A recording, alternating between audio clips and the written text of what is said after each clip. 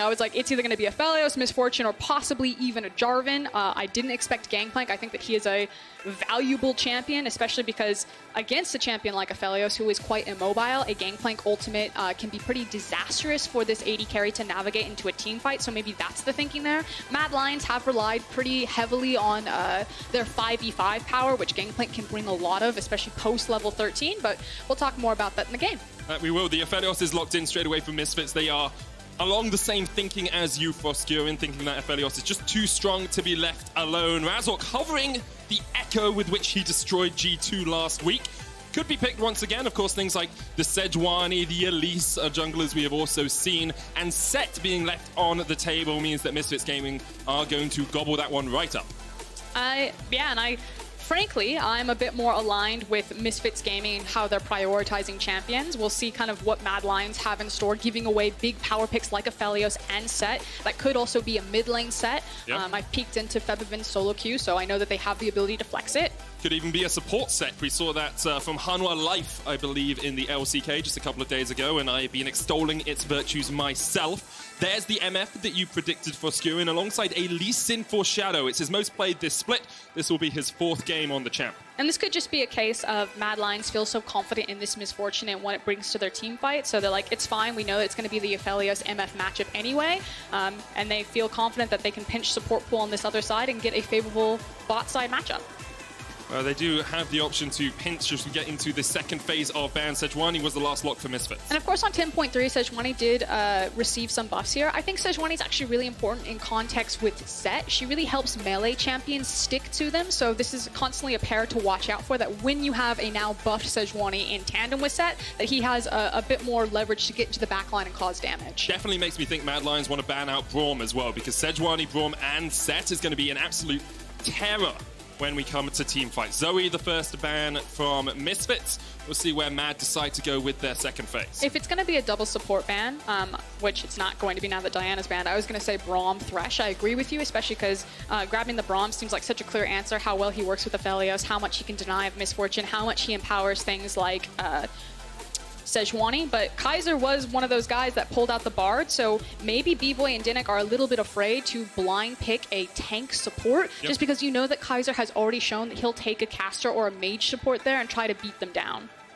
It has played one Bard, one Yuumi game, so the Yuumi ban from Misfits seems fitting against Kaiser. Mad Lions thinking about their last ban here. They already have quite a strong combination when we get to team fights. You said Mad Lions do like the 5v5, and MF and Gangplank teamed up can absolutely wreak hell throughout a fight. There's the Qiyana ban, and it makes me think Misfits will look towards that Braum pick. And again, this must be that Mad Lions are just confident giving away these power picks, because then you know exactly what you're going to face. So to me, I'm like, okay, Mad, you probably guessed everything that was going to come out from Misfits here. We already talked about the Braum and how it works so well with these champions. So is this going to be Kaiser pulling out, again, an Enchantress support to try to get the superior 2v2 down there?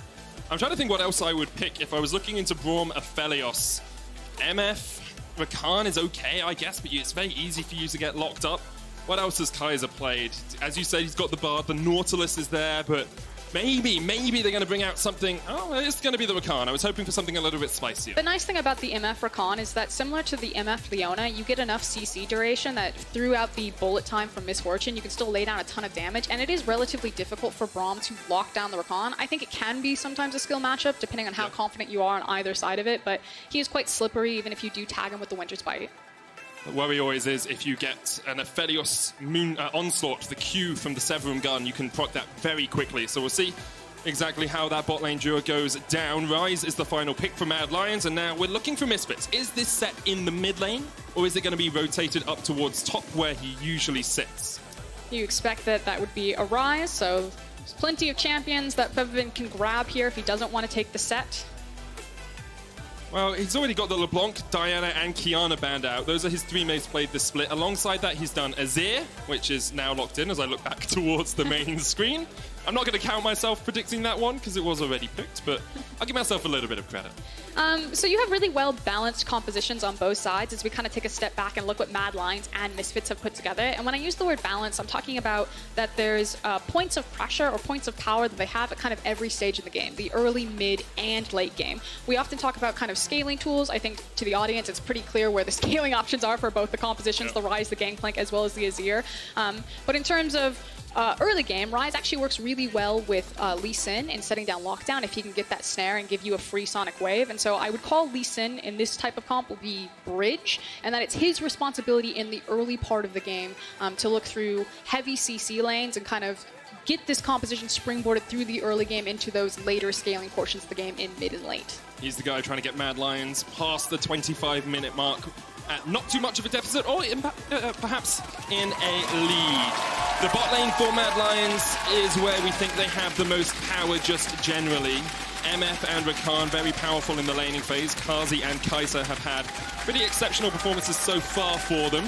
Misfits, on the other hand, mid-jungle all the time. Febi and Razork teaming up. But that's actually really hard to do with this type of composition because it is an Azir here. He's also taking a cleanse, so rather defensive. So I know that the analyst has talked about how it's usually mid-jungle. I don't think it can be the case this time around. This is much more about playing towards those side lanes. And I love that. I love seeing Misfits having to do something different.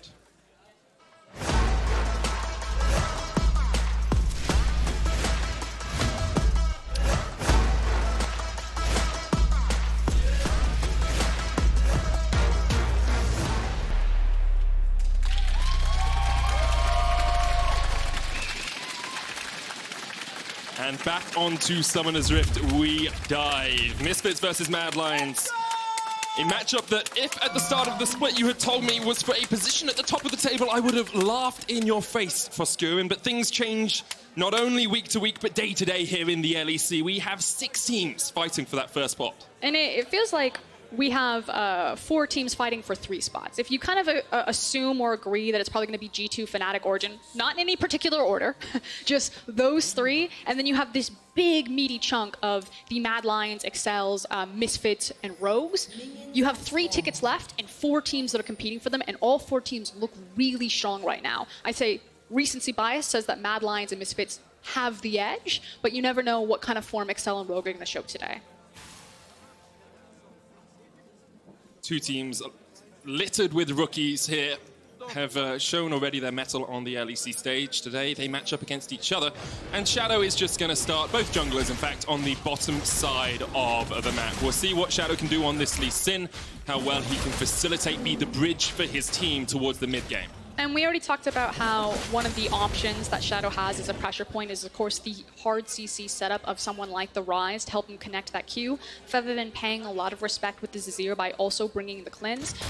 Usually Azir just has to play it pretty close to the chest until level 5, and then he can become an auto-pushing machine for a pretty free priority. So early on, what Azir wants to do is actually get the bounce off the wave. He'll throw down his Sand Soldier, he'll try to push as hard as possible, get that wave to bounce back off. So closer to level 3 and 4, he's got the wave much closer to his tower, so he doesn't need to expend his flash, his cleanse. He can focus on getting his itemization, his correct level points, so he can continue to push out.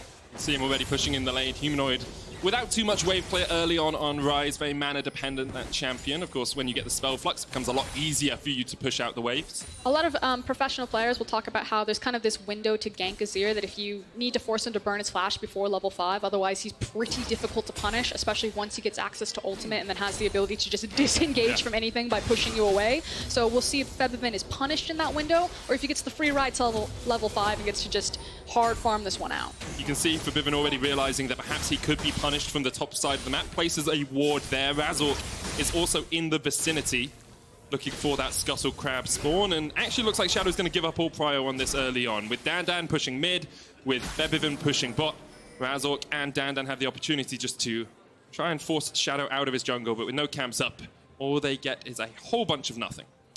Yeah, Shadow just needs to play very respectfully to the fact that, like you said, he doesn't have priority in either his mid or his top lane, so he's really just information gathering and looking for counter ganks at this point. It's going to be a little bit easier when Ryze gets a larger mana pool to kind of compete with the wave push that Azir will set up.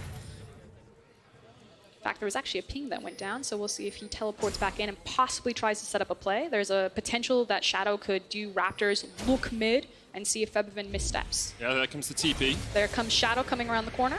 They know the top side is warded. This bottom side is safe. Shadow immediately disengages, goes down instead for the Scuttle Crab. Yeah, you're essentially checking to see how aggressive Febiven's going to be on the wave. If maybe he'll try to contest you, teleporting back in, look for some free damage. And Shadow's basically like, if he steps far forward, I'm going to gank him. If not, I got the Scuttle Crab underneath him, so win-win situation. Shadow then just gets a little revision into the Misfits jungle. I want to talk a little bit about the bridging idea that you mentioned in Pick and Ban, Frost, because when I look at Lee Sin, I always think of him having to get his team ahead, you know, get kills, skirmish early. Is that the intent here with the Lee Sin, or is it purely to keep the game even as Mad scale up? I think that there's a couple of different reasons. I'll hold it, though, as Razork is looking for a potential gank. I think he's also just covering DanDan because the wave is a bit far forward. You don't necessarily know where Shadow is. You assume that he either took Scuttle Crab, then did Krugs as reset and heading top lane. But kind of going back to your point, we see this composition a lot from Fnatic, and by composition I mean the Lee Sin, Rakan. The ability to send multiple people into the backline and get really creative about how you're engaging in starting fights, I think is a really cool combo as we continue to see LEC teams experiment with these two champions. In terms of its bridging power, because you have scaling options like the Ryze and the Gangplank, and then Misfortune is really strong on 1 and 2 items, so a great mid-game champion, I don't think that there's any urgency that Shadow has to pop off in the early game. He just needs to make sure that nothing really goes wrong, and then he's a great disengage tool and has that creativity and that flexibility with the Rakan when they play out these team fights. Well, let's have a look at how his lanes are doing so far. Orome in the top lane is about 9 CS down on DanDan. Running the Conqueror on that Sett means that he has about a 200 gold advantage right now, but in the bottom lane, it's about 100 lead for Carzzy. He's, you know, about, I'm going to say 5 CS up. That's the number I can count. That was quick maths for you there, Froskurinn. It was quick maths right there. He's about 5 CS up, able to force Bvoy back, who has actually gone for the barrier on the Aphelios, where Denyk is taking heal. We'll hold it though. Razork might be able to get something on Humanoid here. Humanoid's overstepped just a tad. Looking for the slow. There's the Realm Warp, but he can be stunned out of that. Broken up. And Humanoid, that was greedy, my man. Goes down. First blood to Misfits. Shadow here for the chase as well. Doesn't need to expend his flash. So I think Humanoid felt confident being that far forward because he did have some deep vision on or in Razork's jungle. Unfortunately for him, Razork got underneath the vision, was able to make the gank very successful. And even in the fact that Febiven kind of disengaged initially, but was able to get back in time to find the necessary damage, because Azir does swippy swap away, and then Humanoid, I mean, there's no real reason for him to be that far forward. He's probably just overestimating, hey, I have access to Realm Warp, I'm probably fine to be here. But Humanoid does have a tendency to kind of make these mistakes or these type of hyper-aggressive calls. So we do have a pause. Also felt like the flash out was perhaps a little bit unnecessary. He was caught up. He still had the shifting stands. He still had a lot of damage. So Humanoid now has burnt his TP and his flash. Is a kill down in that lane, and that's only going to continue to snowball away from him as Febiven can keep putting damage down with his Sand Soldiers. I like to think of Humanoid as a player that when he pops off, you can see that EU mids man moment. But I think he has an issue sometimes learning how to lose gracefully. And so if you actually just like camp Humanoid, it's kind of feast or famine. You can really punish him, as we've seen multiple teams do, especially in the past. Or he gets the better of you because he's feeling hot that day and he starts to pop off. So. And that's the thing, like, if you look at his numbers, he's second in CS differential at 15 minutes. He's got the most solo kills of any mid laner. He can pop off. It's just sometimes it can also cost you the game. Do just want to give you guys information about the pause. It's Denyk who's paused it, reported some FPS issues, so League officials are investigating to make sure everything is hunky-dory. I think it's always, especially when you have younger players on stage, it's always just about time and experience. Sometimes you just need to play the game, you know, hundreds of times on this stage at this level so you can start reading different situations. And I think that that's something that's probably very true for a lot of the Mad Lions members. It's just that you know that they have the ceiling, that they have the ability to do it, and they just need the experience to kind of learn from each different situation. And 4 of the players on that team are basically rookies. Humanoid only joined the league last year. Yes, he's gone to Worlds. Yes, he's competed on the biggest stage of League of Legends, but you have to remember, he doesn't have the veterancy of someone like a Febiven in the mid lane for Misfits. What I do want to focus on, why we have a bit more time to kind of extend the conversation, is some of the differences between Mad Lions and Misfits. I feel like they get grouped up, and we're always talking about them as the two rookie teams, and Rogue and Excel, and all these new faces, new blood. And it can be kind of hard to attach to, why am I a Mad Lions fan? Why am I a Misfits fan? What are the differences between them? And I feel like Mad Lions are a really cool team because they have the potential to be what I call a trident team. Okay. So it's one of the phrases that I use from the LPL, and Victus Gaming would be a trident team, and that they have the potential to carry from every single lane, top, mid, and bot, trident 3. And for taking the old kind of splice management behind Mad Lions, Peter Dunn and Mac behind them, and kind of teach them, it almost looked like a similar Splice style of the fundamentals getting set up, but now you have this new ceiling where, old Splice was never going to be a trident team when you had Chachi as a role player up there. But now having this new squad of players, I think that's kind of like the intangible, let's say, X factor. Yeah. The potential that I can see with Mad Lions and the distance that they can go, and I'm waiting for that development to happen. On the other side with Misfits, I feel like this is a bit more of a controlled team that you're not necessarily going to be able to carry from all of the positions. I think Bvoy, so far from what I've seen from him, is a great serviceable ADC. Like, if you set up the dominoes, like, he'll knock it down. Whereas Carzzy will be the guy like, nah, I'm carrying the team fight right now. But there's that double-edged sword in the same way that Humanoid can't necessarily lose gracefully. I think Carzzy sometimes finds himself in the similar situation. And I totally agree with you there, Frosk. It's actually really interesting to see how that develops for a team, because Misfits, they do have that more controlled style. Of course, they've got Amazing as their strategic coach, and he was always on teams that were a little bit more controlled, a little bit more about him having impact as a jungler, but being more of a utility player rather than a carry for himself. I think it was just that guy on your screen previously a second when it flashed Febiven, and I think when we got to sit down in PGL and really talk to Febiven and sitting next to DanDan, Febiven was like so confident that we can beat anyone. There's no question in his mind that you just have to believe that you have the potential to be the best. And I think with Febiven now in form, especially if he starts popping off, if he's on a champion that roams around, something like his Kiana, you can really see almost like a spiritual difference in Misfits, and that if you have a guy like him who has so much experience behind him, can read so many different situations, and if he feels like he's in control and he's leading the charge, then suddenly Misfits have this new breath of life in them, and boom. Nailed the fill. We're back in game. Perfect fill. Give you information, talked about things. But to finish my point, it can be a little bit harder. I'll hold it though. The dive's going to happen on Orome. He pops down the cannon barrage. DanDan has to flash away, but that's the second kill of the game for Misfits. Razork going up towards top and helping DanDan out. No trident today when Gangplank gets stove. Yep. I was just about to say, it's a little bit harder for Febiven to start popping off and leading the charge if he's on a champion like Azir, which can be quite stationary sometimes. And the last time he played Azir was against G2. He only went 2-3-5, but you look at DanDan, he was 5-2-5. You look at Bvoy, he was 5-2-10. Yes, it was the game where Caps kind of inted quite a lot, but it shows that it isn't purely on Febi to carry as he jumps straight onto Humanoid. There's no flash on this Ryze. Remember, he burned it earlier. And Razork with his second kill of the game. Misfits are coming out swinging. And that was the key thing there. We talked about coming into the game that it would probably be much harder for Misfits this time around to play through the mid lane because it was an Azir. But as you said, with Ryze not having flash, Razork just taps top lane, immediately walks into mid lane, and Misfits are opening up very strong in the first 7 minutes of this game. That's a massive gold lead this early on. Yeah, 2,000 gold ahead so early in the game, and you're going to start seeing it coming out in items. Barmy Cinder already on Razork. He's got Skirmisher's Saber. We'll be able to upgrade that soon to a full Cinder Hulk. We'll have another look at that play towards mid, because Misfits have just total vision clean control, and it's super easy. Shurima shuffle there. The swoop-de-doop. The swoopity-doopity. Yep, nice use of the flash right there for Febiven to get into the position. Oh. He shouldn't be punished for it. Humanoid should just be able to walk away from this one. Misfits doing the 8-minute swap, but instead of sending their bot lane back, they literally just run up through the river. The 8-minute swap, of course, is going for the Rift Herald when it spawns. And the nice thing is that there's no dragon to take, so it's not like there's any objective to trade. Mad to get that one pretty early on, trading their Gangplank's life.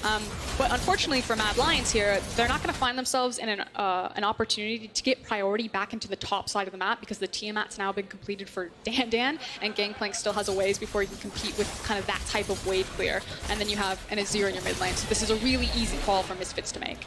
They grab it. DanDan will go back down towards the bottom lane, you have to assume. Yeah, he recalls. And Misfits will gain total control of this top side jungle, or at least as much as they can. Does Shadow realize? Pops the Sonic Wave, hits Razork. And he did know Kaiser was waiting just around the corner. But look at this, 2 plates already down on the mid lane turret. Febi has a blue, Humanoid does not. It's going to be a lot harder for Humanoid to use his spells effectively to clear out the wave. And of course, 2 is kind of that magic number when the Herald comes down to make sure that the tower gets crushed. The question is going to be, where are they going to use the Herald? It's, of course, in Razork's hands, which we normally like to see it in the jungler's hands because there's more options for flexibility to use it. It seems like it's going to be mid. I think this makes the most sense. Shadow? But the thing is that if you don't need to open up mid lane if they use it. He could actually just be walking by to get it down to DanDan. But it's like Azir is fine to sit here and just kind of hoover up CS. Or just do this as Razork pops the prison across the wall. We wondered if Febi and Razork would be able to team up on these 2 champs. Well, they're doing it well so far. Cannon Barrage coming out. Kaiser flashes forward, lands the knockup, and Febi will die. Kaiser gets the first kill of the game for Mad Lions, but it's Misfits who are well in front so far. I mean, unfortunately for Mad Lions fans, this is turning into a mid-difference type of game right now. Humanoid is just getting punished in this 2v1, and time again, Febiven is finding these slide maneuvers on him.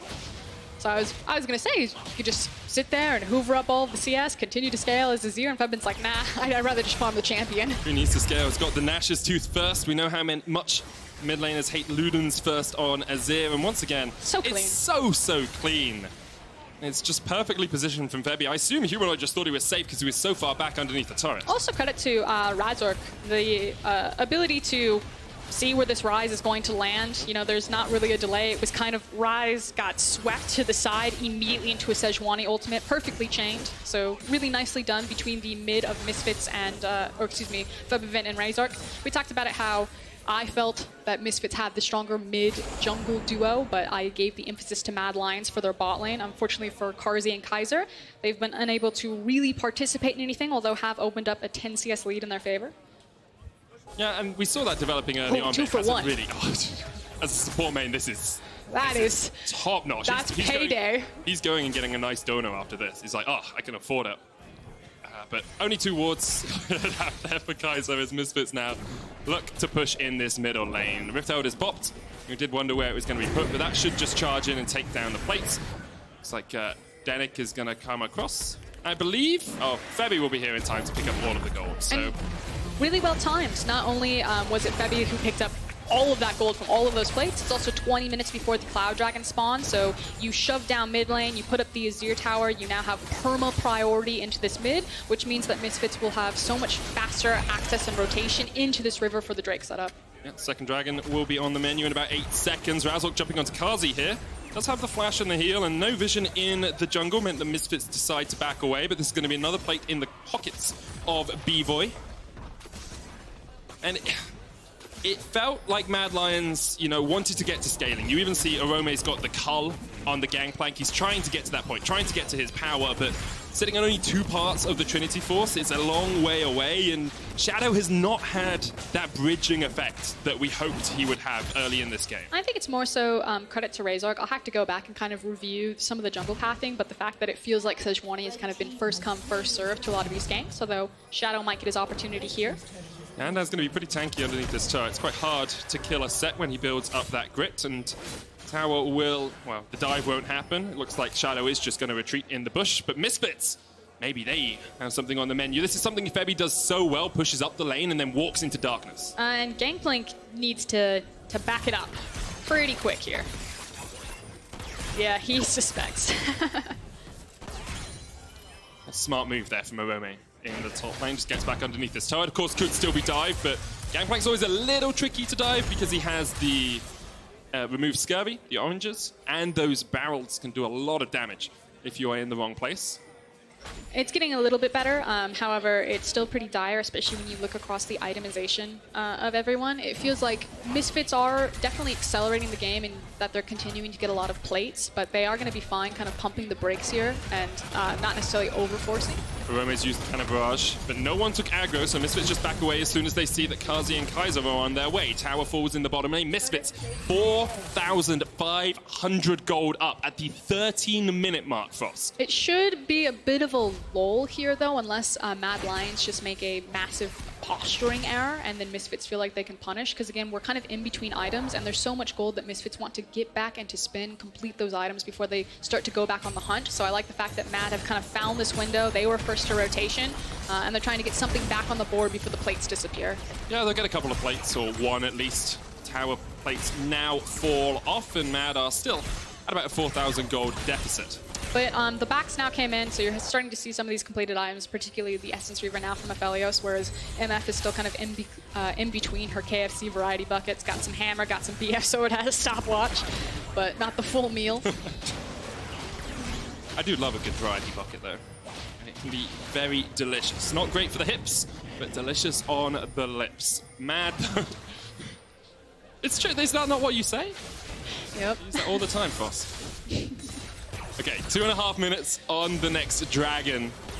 Rift Herald has spawned, and you can see Misfits have 4 players on the top side of the map in anticipation, and there's no vision for Mad at all.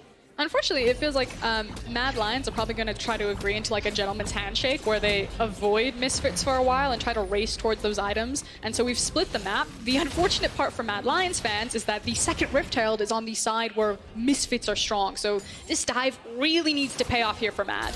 Well, this is the Gleaming Quill, but jumps in with the quickness. Shadow still has the kick. DanDan's going to knock him back. The Showstopper connects. There's the kick. Dragon's Rage back.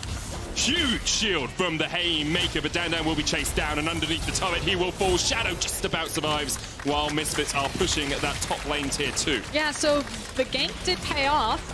That said, even if it had gone faster, this is still going to be a pretty massive win for Misfits because they got the tower and the second Rift Herald, and now they're moving it into the mid lane. This is Misfits way ahead of the play. Mad Lions are really struggling to get their foot back in this game. So Razork doesn't actually even need to use the Rift Herald here. I thought maybe he'd use it to make sure that turret falls. Oh, and our observer is showing us that the bot tower is still up. Maybe Humanoid's able to push it over. So at least there's a consolation prize for Mad Lions.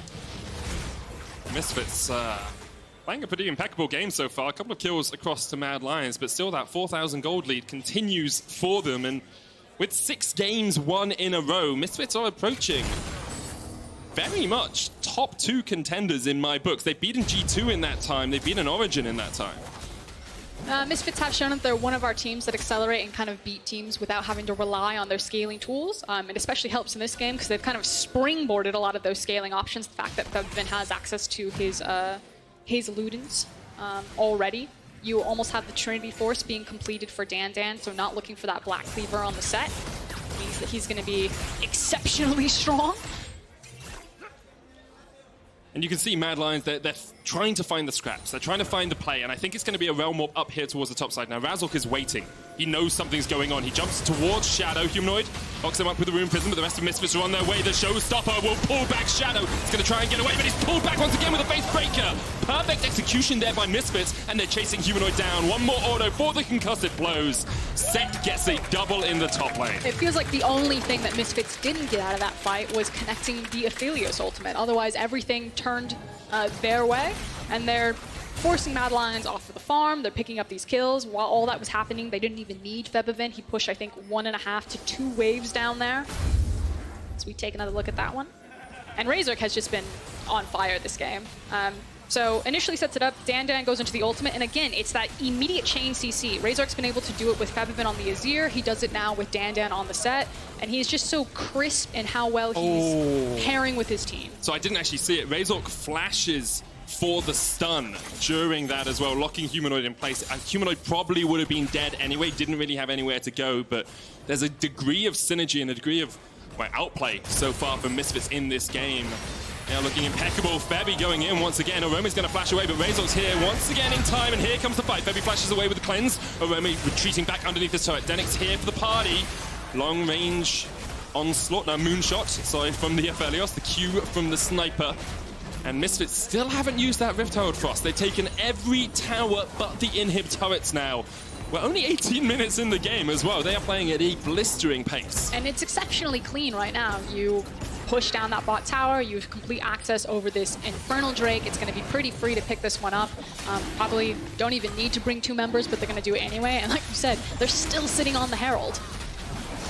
Humanoid looking for the second turret of the game from Mad. Not going to be able to acquire it as of yet. He has been farming up in the side lane, has about a 15 CS lead now over Febby, but still hasn't got the Seraphs, only sitting on the Rod of Ages at 4 stacks, whereas Febiven is at 2 completed items, not 4. You got a Trinity Force finished on DanDan, you've got the Runans now on Bvoy as well.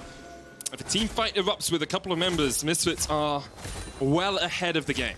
I guess kind of the nice thing is that the Baron hasn't spawned yet, so it's not like Misfits can even... When you're looking for that sort of consolidation prize. Well, it's that sentiment of, yeah, if a 5v5 team fight starts right now, Misfits just have such a gold lead in terms of their itemization that it's going to be a pretty clear favorite to back them here. For Mad Lions right now, you're still trying to bounce as many waves as possible into Humanoid's hands, get him closer to that itemization you talked about, like the Archangels. And because it's armor and health right now on DanDan, maybe you try to get Ryze to a point where he can stand across from Sett. I'm not super familiar on how or where that breaking matchup point would be for Ryze versus Sett, if he'd ever win over into the side lane there, but doesn't have any MR so far. Rift Herald is plodding its way along this top lane. You can see Humanoid has teleport. The tower comes down. Rift Herald still at full HP. She's going to get a charge in at least onto the turret. And Misfits actually 5 members strong here because DanDan's on his way. Eyes on Razork and Febiven because they see Humanoids away. They want to start the fight. The route. Carzzy goes gold and Kaiser's going to lock it up, but the turret's already gone. And Misfits can keep pushing in because DanDan, knocked away with the Dragon's Rage kick. This should be the inhib. Misfits secure it. First inhibitor of the game, 20 minutes in, and still Humanoid pushes in the bottom lane, all on his lonesome, all by himself. Kaiser jumping in, but a great stopwatch from Razork. There's the bullet time. Connects on 3, but Kaiser falls. Orome's going to try and chase Febby here, but Febby can just shuffle his way away, and Humanoid backs away from the inhibitor tower. They're actually pinging onto the Baron right now. I'm curious how brave Misfits are going to be, especially because there's a lot of vision from Mad Lions. I don't think they're going to pull the trigger on the Baron because they found the ward, although they've canceled their backs. Oh, no. Okay, is Humanoid going to teleport in? This could be the turning point. This could be it for Froskurinn. One moment for Mad. Oh, Orome doesn't know. Orome doesn't know. Behind enemy lines, they back. Okay, I was hoping for more than that, I'll be honest, Ross, but... No, they definitely... Misfits are sitting on so much gold and didn't have the health. They actually just wanted to go out because they're like, okay, if we reset, get back control of our waves, we can set up the Baron. Like, we don't need to overreach and force here, because if they did and they were punished, that's the one way that Mad get back into this game. So really nice patience shown from the Misfits squad to not overreach their hand and get a bit too greedy. And the read here was, Misfits see that Humanoid's on the side, so they have to find this engage, and they want to ace here because if they kill Mad Lions, they end the game. Shadow saves everyone's life by disengaging DanDan through a member of Misfits, but most importantly, making sure that the Sett doesn't get the ultimate off. And then at this point, Mad Lions actually just want to chase. If they get kills, that's fine, but you're not necessarily looking for the ace there. They're just looking to buy time for Humanoid. You can see Kaiser trying to do what he can on the Rakan there, looking for the engage, but Razork quick on the trigger with the stopwatch. And no one else was really squishy enough to fall. It's a bit of a shame, of course, for Mad that both the kills in that bottom lane did go over to Kaiser. And now they can two-man this quite easily. Azir will just shred through a Baron very quickly, and the rest of the team are just sitting in mid. You can see no vision from Mad.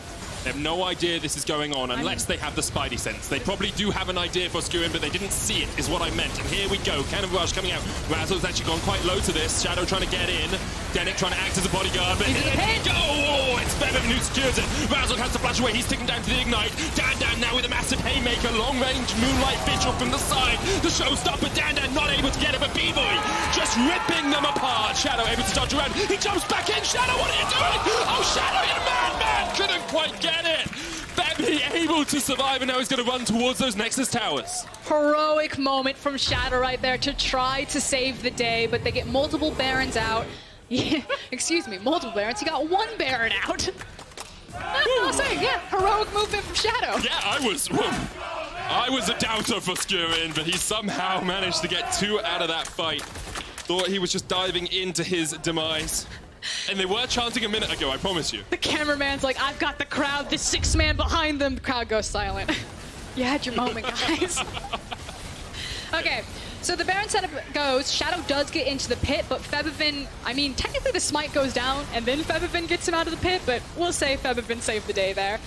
But the big hero move is obviously Shadow on the back half of this play, as that Aphelios damage was disgusting. Yeah, Bvoy just starts ripping through them as Shadow. I'm just thinking he's going to jump away, but he hits the Sonic Wave, and then he's going hell for leather into them. Is almost able to get it done with the shield, but Febiven cleans up the end, and again, only a single Baron on this Azir. I thought at first that Sejuani had also made it out, but died at the very beginning of that fight. She did. You can see Bvoy topping the damage shots, 5,700 in that last fight. Razork, 26, lol. Died at the very beginning of the fight. You still get to call him out. Do want to see if Carzzy, if another fight does erupt, whether Carzzy can get a good bullet time off, because so far the Braum has been blocking him out, he's been getting locked down, Razork's been jumping in. It's very hard for him to do too much as Misfits push in bot. We're in another situation though where Humanoid's trying to get back to his team as quickly as possible. Not quick enough. He's still got the teleport. They're going to dive on DanDan. Showstopper coming out. Razork coming in with a Glacial Prison. And now the chase is on. The Fissure doesn't quite connect. Mad had been able to disengage Humanoid now here, but the inhibitor should be the target for Misfits as they push in. 6,000 gold ahead. 2 inhibs to none. They'll go towards mid. Mad, is this your final stand? Mad Lions looking for pride at least in this fight. But Misfits will just take the inhib and force Mad back once again. They don't have a lot of options. They didn't have Kaiser's ultimate, Shadow's ultimate, or Gangplank's ult. So unfortunately at that point, Mad were just trying to staunch the bleeding. If they engage, then maybe you try to dissuade them through Misfortune's ult. And with all of those key cooldowns down, Misfits continuing to push their luck here. Yeah, Baron buff is about to expire. You can see not the biggest Baron power play in terms of gold, but they got all 3 inhibs. So I think Misfits are very happy with the way that one's gone.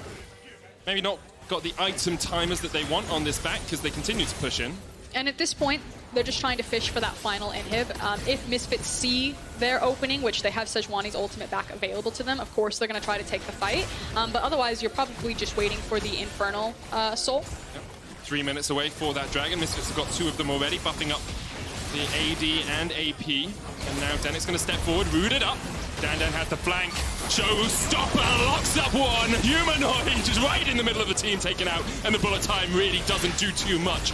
Right between the goalposts. Misfits now will get... Oh, Aphelios ult. Long range, the Moonlight Vigil. The chase, you can see the damage coming down already. Kaiser has to jump away, but he has already been killed. And now Mad Lions only have 1 inhibitor tower. Their Shadow kicks him away, gets 1. The chase is on. Orome Shadow able to escape for the moment, but he will be taken down by Febiven in the end. And now it's Carzzy and Orome versus the world. And these Mad Lions really, well, their bark was worse than their bite. Misfits once again shuffle in. Febiven's gonna fall, but the Nexus should be the target next. Misfits, for at least 1 game, are gonna claim first place by themselves in the LEC.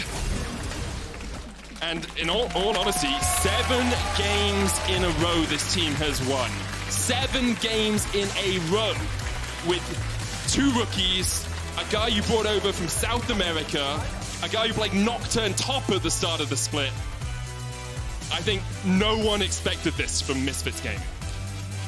I mean, I don't know. I'm going to call it as I see it. They just kind of hard flexed on Mad Lions. They did. That was not a close game. That was very cleanly closed out from Misfits. Their ability to accelerate games has been very impressive, not just in this particular matchup against Mad Lions, but if you go all the way back to their game against Origin, their ability to kind of blow people apart in the early game. And I think that's what's so exciting about this Misfits squad, is that they're not relying on trying to outscale their opponents. They take the reins, they take the lead, and then they run you over.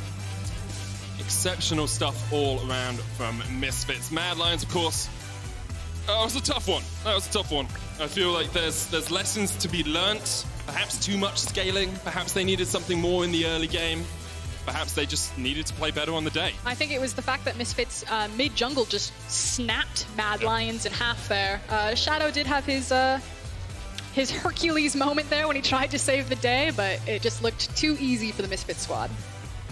We'll see Mad Lions back in action tomorrow, of course. Misfits now leading the charge. You can see 3 players who you can vote for Key Player of the Game at LEC on Twitter: Razork, Febiven, and Bvoy.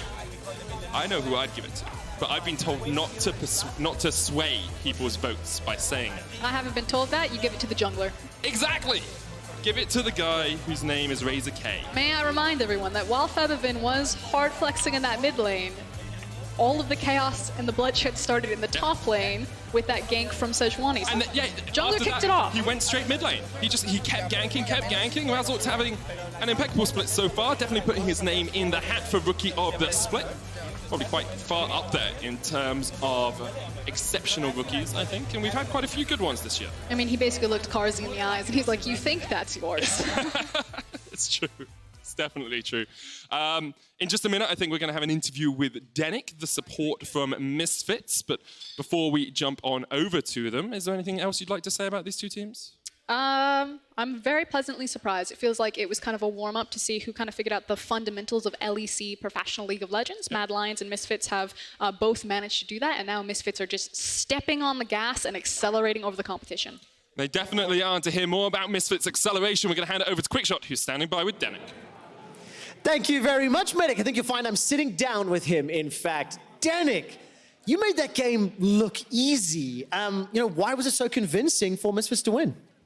I think we just had a really good draft, so I think all credits to our coaches, and yeah, it was easy because of the draft. Man, I mean, it's great to hear. It's great to hear the support staff and the impact they're having. I've got one specific question I want to talk about, the Baron fight. It looked like you guys had the game in the bag. Baron kind of looked like it was going to be 50-50. The team fight goes 4 for 4. First of all, what happened in the fight, and what was the communication like for you and the team? I think we just knew that we can take the Baron because Febi still had a ult, but we kind of miscommunicate and he just ulted the Lee Sin a bit late. But yeah, luckily it went for us, so thank God. Well, yeah. I mean, it was incredible. The end fight, of course, Bvoy comes in with that Aphelios and does like a lot of cleanup. When he went down and Shadow jumped back in, did you get a little nervous that this team fight was, could have a bigger impact, or were you still confident you're going to win the game? I mean, I'm always confident in my boy Ivan because he never loses the smite. But yeah, when I saw Lee Sin jumping in the pit, I'm like, Ivan, please smite it, smite it, smite it. Nicely done. Well, look, when we zoom out of the game right now, you guys on a 7-game winning streak, alone in first. You finished the first round robin, 7 wins and 2 losses.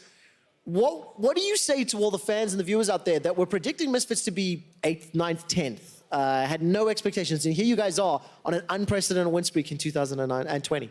So I think we have just a nice coaching staff and nice players which are working really hard, and that's the reason why we are improving every week.